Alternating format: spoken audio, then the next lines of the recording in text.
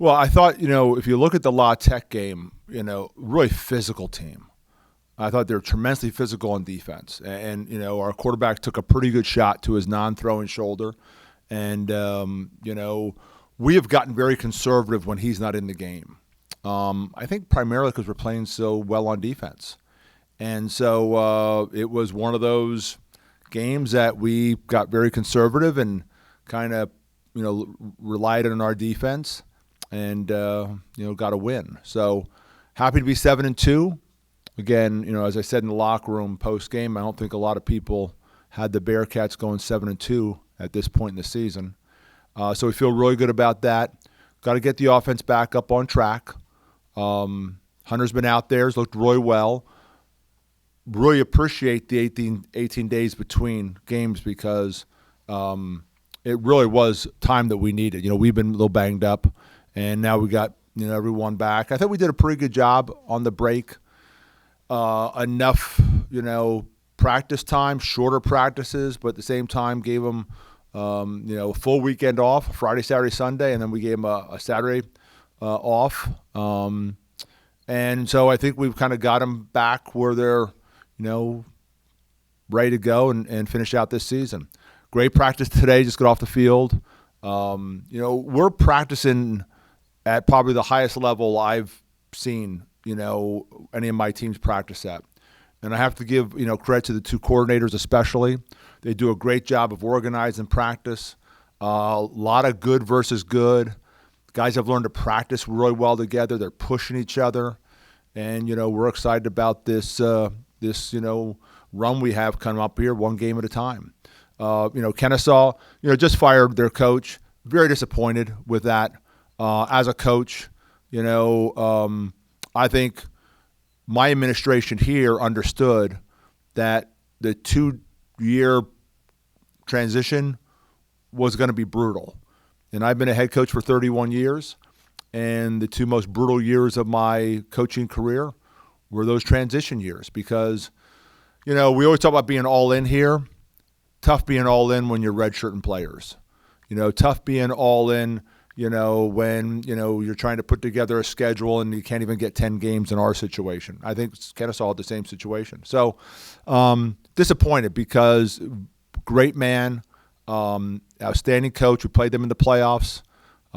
They had us beat here last year, and fortunately our guys came back and we got a win.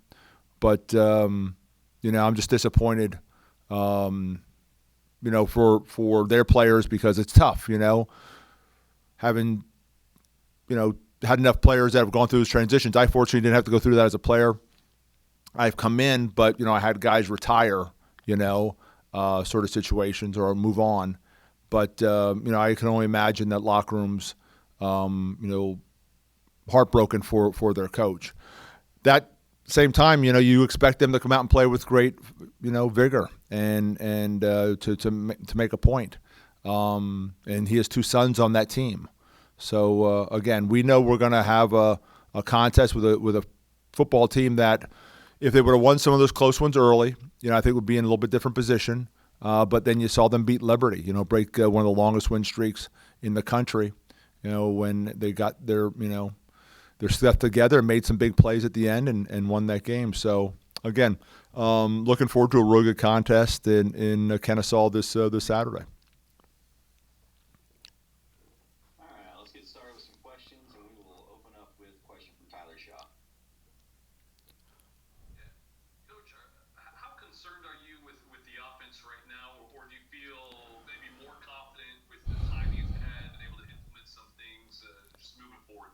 Well, there's a couple of things. Very few offensive coordinators don't put Coach Korn is all about trying to win the football game. And when we've struggled offensively, he wasn't pushing to say, okay, let's just try to make some plays. It was more like our defense is playing great. Let's play a little conservative. And I'm in his ear talking about those kind of things. And so very unselfish. To do that. And, we've played a little up and down when we've lost 10. And I think we're playing so well on defense. It's like, okay, just let's let's not muck it up. Let's, just try to get a little consistency going and rely on our defense, and we'll either make a special teams play or make, enough plays to win the ball game. So, yeah, do I want the offense to get back on track? Absolutely. And, I think, getting a healthy Hunter back will do that. But even if for some reason we don't have Hunter at any point for the rest of the season, we will be more aggressive. That was what the 18 days did for us too, was there was a lot of self-evaluation. And I think, looking back, I think we all feel that, okay, we got through those games. We won those games. We got to be a little bit more aggressive, even if we don't have Hunter in there.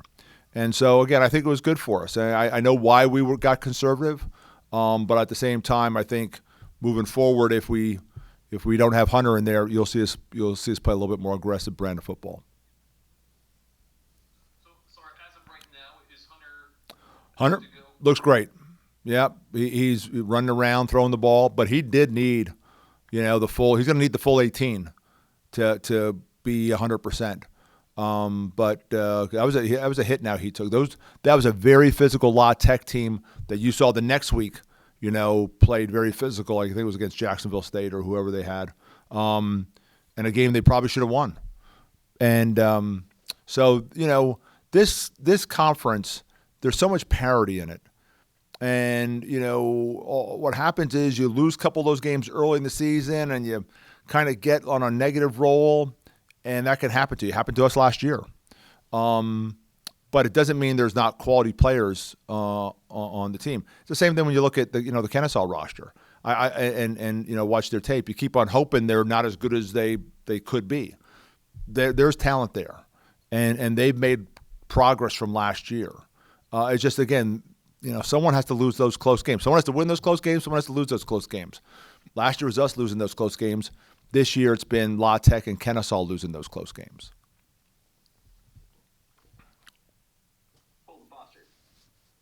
You hit on the leadership change there at Kennesaw State. But, earlier this season we described UTEP as that trap game, but now it feels like this one could be. Kennesaw's been playing really good. Now y'all are coming off 18 days of no games. They have a new interim coach. Just how do you kind of keep the mindset back, getting back on the field for this one? Yeah, I think there's been a whole mindset of, and we've taken some time and we've enjoyed ourselves in terms of we got the hats. The boys got the hats from the Texas State, and then we got T-shirts, and we're going bowling T-shirts. So we've had some fun, and now it's all business now. So we've worked. We've been smart in terms of how long our practices are. I've given the guys enough time off. And again, what I saw today on the practice field was very encouraging in terms of we went out and practiced at a pretty high level. So yeah, it's a fine line. And you're right. This is a trap game. Our guys understand. They're going through something very emotional right now, losing their coach, and so they're going to come out, flying. And when you get an interim coach, you're going to get aggressiveness. You're going to get, flea flickers, double passes, all out punt blocks. You get all those things, So we're aware of that, and we're going to be playing against a good football team that's going to be playing with a lot of emotion. And, our guys understand that we've written history, but there's a lot more to write. And we got to write that one game at a time. Can't get ahead of ourselves. And so there's been a lot of talk about, keep on writing history, but it has to be one game at a time. And the next one up is Kennesaw. So. Yeah, Coach, with an 18-day layoff as a staff, how do you go about it? Do you spend more time self-scouting, looking at the next opponent? And with that long of a layoff, do you look ahead to the opponents after Kennesaw with just it being such a... Yeah, it's a combination of all those things. First of all, recruiting. Guys got on the road. Our high school guys are all locked in. It was really more getting to some of those junior college kids that we might be able to get mid-year. So we were, definitely out on the road. There was a definite self-scout and a little bit unusual where I had both sides of the ball scout each other. And again, there's a lot of maturity on my staff. And so there was no hard feelings or no, like, I can't believe you evaluated that. No, this is how we see you. If we were playing you, this is how we would defend you. This is how, we look at your personnel. Everything from personnel to scheme to everything. And again, a lot of maturity on the staff to do that because it was all about us getting better. And then I thought it was really important that we, gave them some time down. But at the same time, when we were out there, we had some pretty good intense practices, kind of shorter versions. So, we worked hard at trying to put together a schedule where, we're going to go into Kennesaw fresh, but ready to play, not stale, not like we haven't picked up a football in 18 days.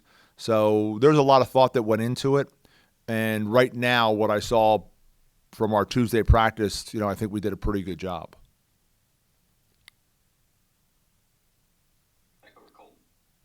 You talked about your defense already today, but Kennesaw comes in averaging just under 15 points a game.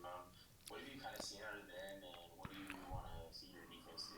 Well, they're transitioning from that, under center triple option to more of a, a shotgun option team. And I think they're still sort of figuring out who they are offensively. So again, they're dangerous. You can't miss an assignment in option football because they're going to have someone running down the field.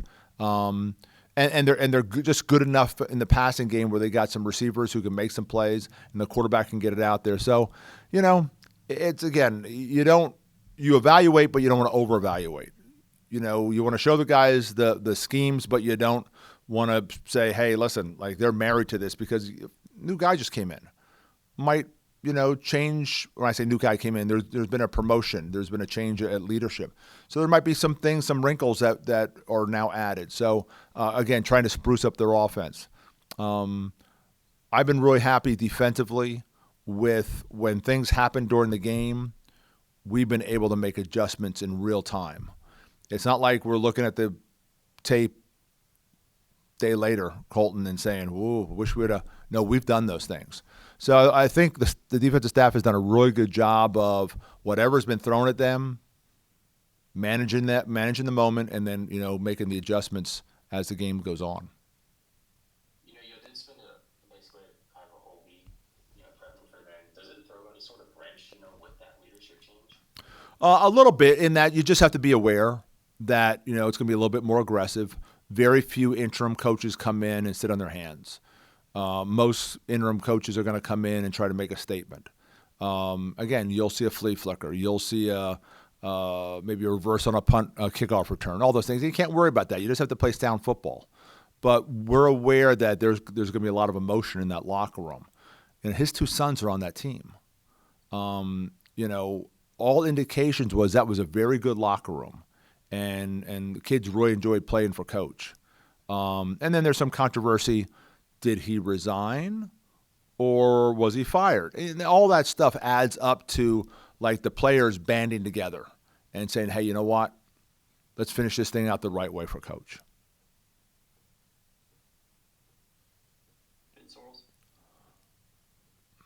Yeah, we saw Noah Smith out there in kind of a limited capacity against Louisiana Tech. Do you expect him to have kind of a bigger role moving forward after the bye week? Yeah, absolutely. It's like one of those things where you don't miss Noah until you miss Noah. You don't miss him, and then he's back on the field, and you go, boy, we really missed him. He's just different. He's that guy that can make everyone miss in space, finds a way to get open, can really be a security blanket for a quarterback, knowing that, if Noah gets a one-on-one, he's going to find a way to get open. So, I think we were smart in terms of how much we played Noah. But now it's just time to turn him loose. I mean, he's 100% and he's feeling great. And, again, he looked really good out there today in practice. But he's just a little different. All